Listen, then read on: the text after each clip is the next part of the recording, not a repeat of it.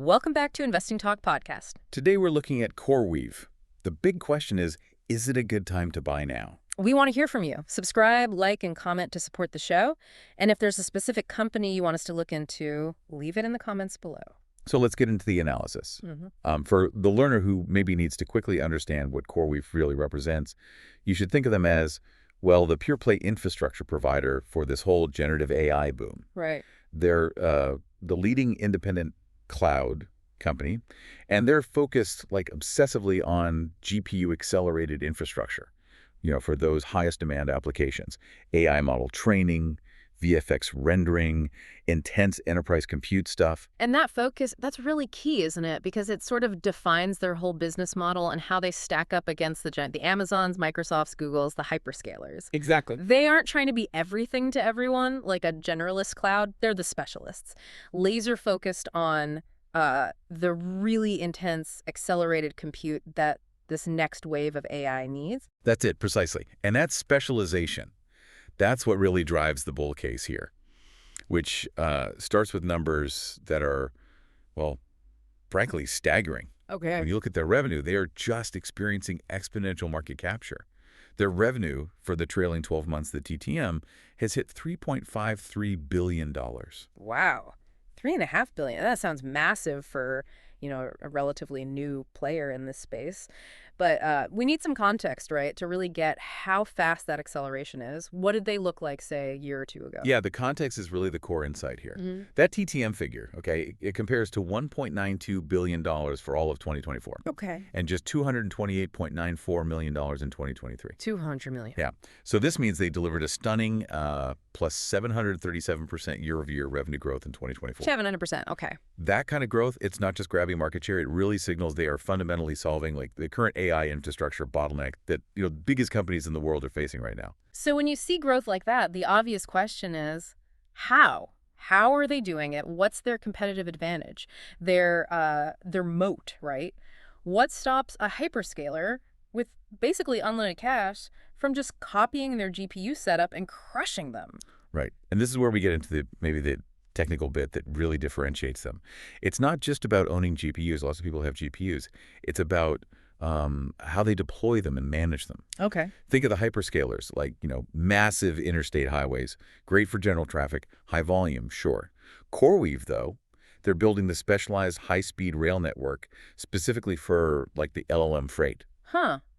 Interesting analogy. Yeah, it's faster, more direct, because they focus on really sophisticated GPU fleet management, lifecycle management, custom software, and critically high-throughput networking. So the advantage isn't really the chip itself, but the fabric connecting all the chips. Precisely, yeah. Yeah.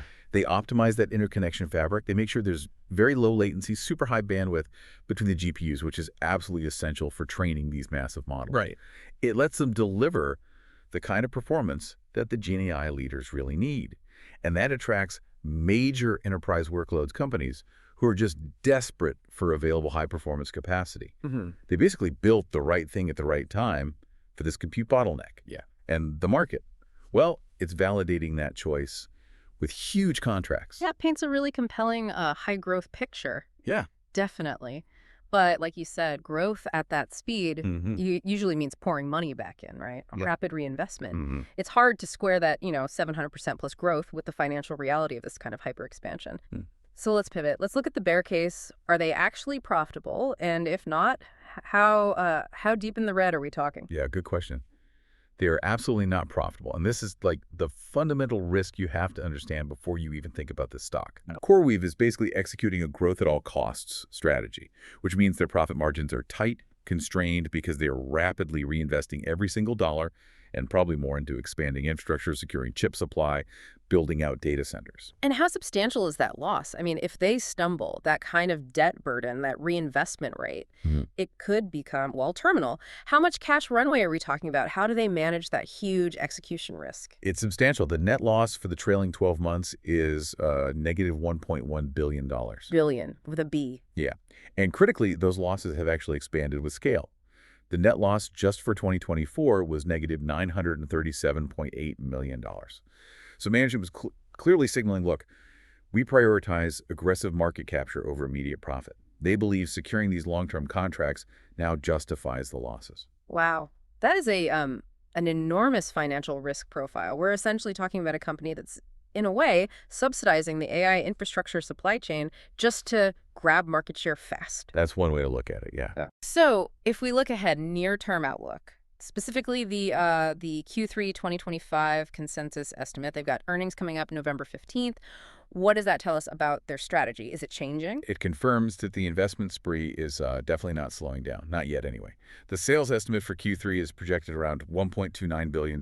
That's solid sequential growth, compared to $1.21 billion the prior quarter. So revenue keeps climbing. Okay, but the bottom line. Yeah.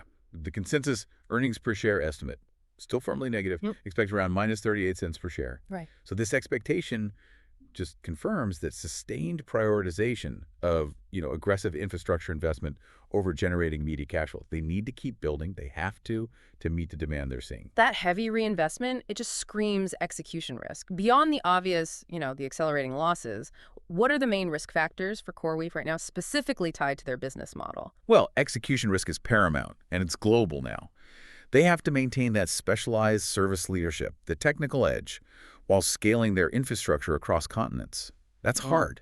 Yeah. If they stumble on a deployment, if new data centers don't come online efficiently, or maybe worse, if the quality of service dips, well, those expanding losses suddenly look a lot more threatening, especially with competitors watching. And the supply chain. And the supply chain dependency, absolutely.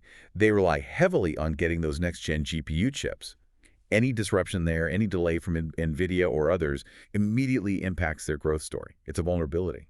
Okay, let's transition then. Let's talk about momentum, market validation. Because despite these financial losses, CoreWeave has been getting significant external recognition lately, right? Over the last, say, 3 months, kind of solidifying its reputation. What accolades stand out? Yeah, they've definitely been collecting some major ones, which signals, legitimacy in the tech world. In August 2025, they were named one of the Time 100 most influential companies. Okay, that's big. Yeah.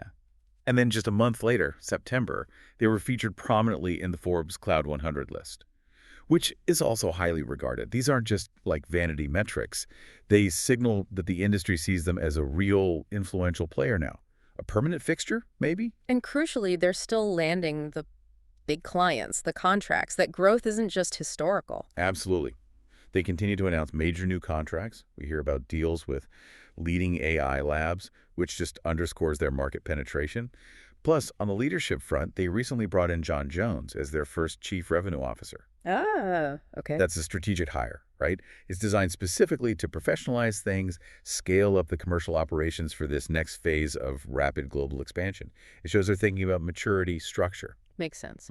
Okay, let's focus now on the key short-term catalysts, things investors should really be tracking over the next few months.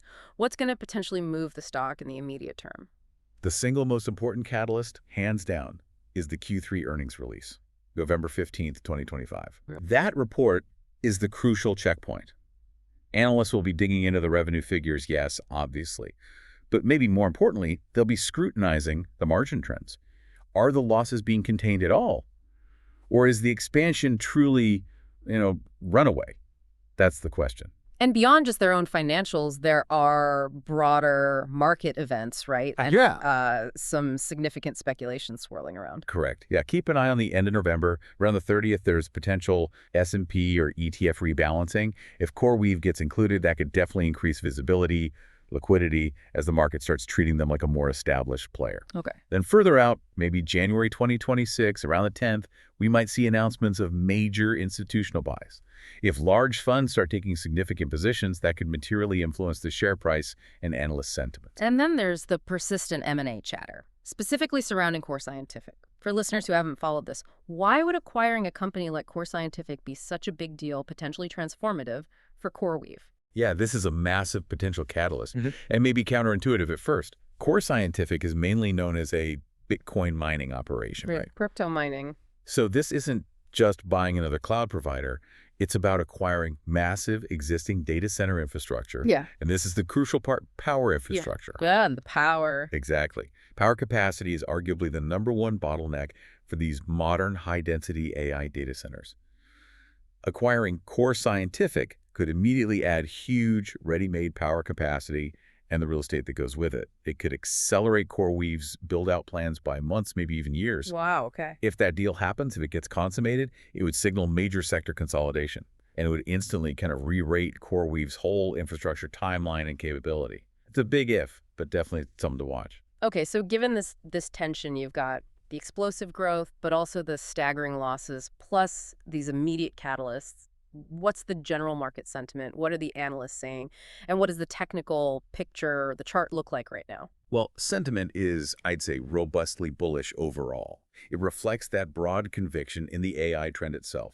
We've got, 25 analysts covering the stock now. Yeah. And the average consensus rating is a strong buy. The average 12-month price target range sits pretty comfortably between $125.50 and $158.17, which, suggests a substantial, maybe 30% upside from where the price is hovering right now. And that's just the average, right? I know some analysts were way more bullish, predicting really massive gains longer term. They are, yeah. Though long-term conviction is strong enough that some of those outlier targets are reaching as high as $430. 430. Yeah. That level of confidence, it tells you how strongly some analysts believe that CoreWeave's specialized GPU infrastructure play is maybe non-replicable, or at least very hard to replicate quickly. Looking at the chart itself, since the IPO early in 2025, I mean, it's been an incredible run from the mid-30s up to almost $190 at the peak. Where's the stock sitting now? Is it technically stable? It really has been a textbook bullish trend, yeah. The stock surged from, $33.52 up to that high of $187, and now it's consolidating. Seems to be finding a base near the $125 to $133 level. Okay. Technical analysis confirms that strong upward trajectory overall. The price is still firmly above both the 50-day moving average and, critically, the 200-day moving average. Right. And for our learner audience, just quickly, why is staying above that 200-day average so important for a growth stock like this one? Yeah, good point. It basically signals that the long-term trend remains firmly positive.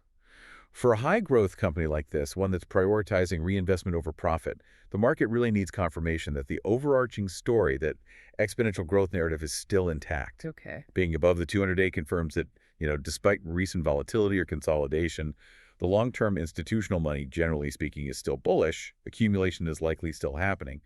Support seems pretty firm around that $120 to $125 level right now. Got it. And finally, we probably can't ignore the speculative buzz. It often drives near-term spikes in these high-growth AI stocks. Any persistent rumors out there? Agreed. You always have to factor that in with these names. There is persistent, though unverified, market chatter suggesting CoreWeave might soon announce some kind of transformative partnership, maybe with a major enterprise software provider. That kind of deal, if true, would dramatically expand its distribution channels, its client base, beyond just the pure AI labs they focus on now. Additionally, there are these kind of persistent rumors that, given the favorable market conditions and the high demand for shares, the company might be considering an IPO, an initial public offering, potentially ahead of their original schedule. Interesting. Both of those things, the partnership or early IPO talk, could be significant near-term drivers that might trigger the next leg up in the stock price. Pure speculation, but it's out there. Okay, so let's try and bring it all together then. What's the final investment thesis summary for CoreWeave? Boiling it down, should investors be looking to buy now? Well, the bullish rationale, it really rests entirely on two main pillars. First, that explosive revenue growth over 700%, you can't ignore that. And second, there are clear market leadership in what is arguably the highest demand sector of cloud infrastructure right now, which is that accelerated AI compute. Yeah.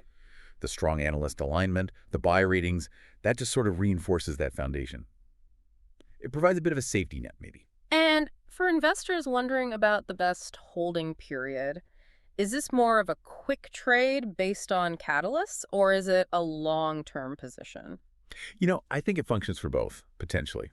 It's certainly appealing for near-term trading, especially driven by those immediate catalysts we talked about, the Q3 earnings, the M&A speculation around Core Scientific. But fundamentally, I think it serves as a core long-term growth position. It's designed to capture that secular multi-year trend of Gen AI infrastructure acceleration. If you believe in that trend, this is a direct way to play it. So clearly a high-risk, high-reward kind of proposition then. Absolutely, no question. The core investment thesis here hinges entirely on CoreWeave, successfully executing its massive infrastructure scaling plans, while, and this is key, maintaining its technical leadership. If they manage that, if they continue to capture market share through 2026, Well, and then the current 125 half-ish valuation might look pretty cheap in hindsight. But the flip side. But the flip side is failure to execute on time or any major stumble. It means those expanding losses, that $1 billion of red ink we mentioned, pose a very serious, very immediate threat. So you, the investor, you really need to align your own risk tolerance with their highly aggressive strategy. It's growth over profit, at least for now. That's the bet.